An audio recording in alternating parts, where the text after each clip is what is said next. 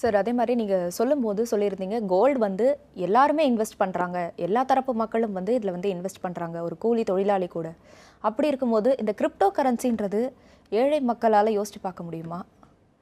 ஏழை மக்கள், நடுத்தர மக்கள், upper middle class, rich people, so இவங்களோட தர வரிசையில் கிரிப்டோ கரன்சி அப்படின்றது எப்படி இருக்குது?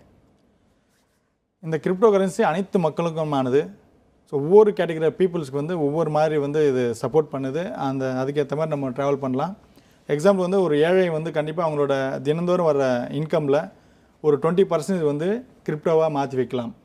ஒரு மிடில் கிளாஸ் அவர் வந்து பார்த்திங்கன்னா அவங்களோட சேலரியில் ஒரு சர்டன் பர்சன்டேஜ் வந்து கிரிப்டோவாக மாற்றி வச்சா ஃப்யூச்சர் வந்து பெரிய சேவிங்காக மாறும். பெரிய பணக்காரர்கள் அவங்களுக்கு ஒரு சேலஞ்ச் என்னென்னா கிரிப்டோ ஏன் அவங்க அடாப்ட் பண்ணணும்னு பார்த்தீங்கன்னா அவங்களோட மொத்த அசட் வேல்யூவில் ஒரு 10% கிரிப்டோவை வச்சா மட்டும்தான் ஒரு 10 இயர்ஸ் 20 இயர்ஸ் கழிச்சு அவங்க அன்னைக்கு இருக்கிற ஃபினான்ஷியல் ஸ்டேட்டஸில் அதை பயன்படுத்த மேட்ச் பண்ண முடியும். இல்லைனா இன்னைக்கு கிரிப்டோவில் இருக்கிறவங்க அசுர வளர்ச்சி அடைஞ்சிருப்பாங்க, இன்னைக்கு பெரிய பணக்காரராக இருந்தாலும் ரிச் பீப்புளாக இருந்தாலும் அன்னைக்கு மார்க்கெட்டில் வந்து அவங்க பின்தங்கி நிலையில் இருப்பாங்க. ஸோ அந்த ஒரு ஸ்டேட்டஸ் மெயின்டைன் பண்ணுறதுக்காகவாவது அவங்க அசட்டை வாங்குற கம்பல்சரி அவங்களுக்கு இருக்குது. ஸோ இந்த மாதிரி தான் கிரிப்டோ வந்து ஒவ்வொரு சார மக்களுக்கும் ஒவ்வொரு விதமாக இது பயன்படுது. ஸோ இதில் இன்னும் நிறைய விஷயங்கள் இருக்குது, நுணுக்கமான விஷயங்கள் எல்லாம் இருக்குது. ஸோ அது அடுத்த எபிசோடில் நம்ம பார்க்கலாம்.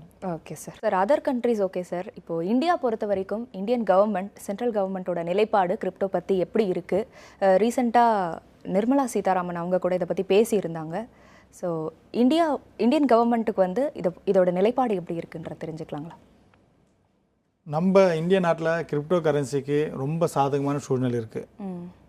ஸோ லேட்டஸ்ட்டாக கூட நம்ம ஃபினான்ஸ் மினிஸ்டர் அனௌன்ஸ்மெண்ட் கொடுத்துருக்காங்க, கிரிப்டோவில் யார் வேணாலும் இன்வெஸ்ட் பண்ணுங்கள், ஒரு அசட்டாக.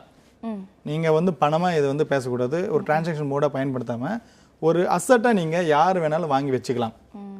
ப்ளஸ் அதில் என்ன இன்கம் வருதோ அதுக்கான டேக்ஸ் வந்து 30% வந்து நம்ம ஸ்லாபை ஒதுக்கியிருக்காங்க.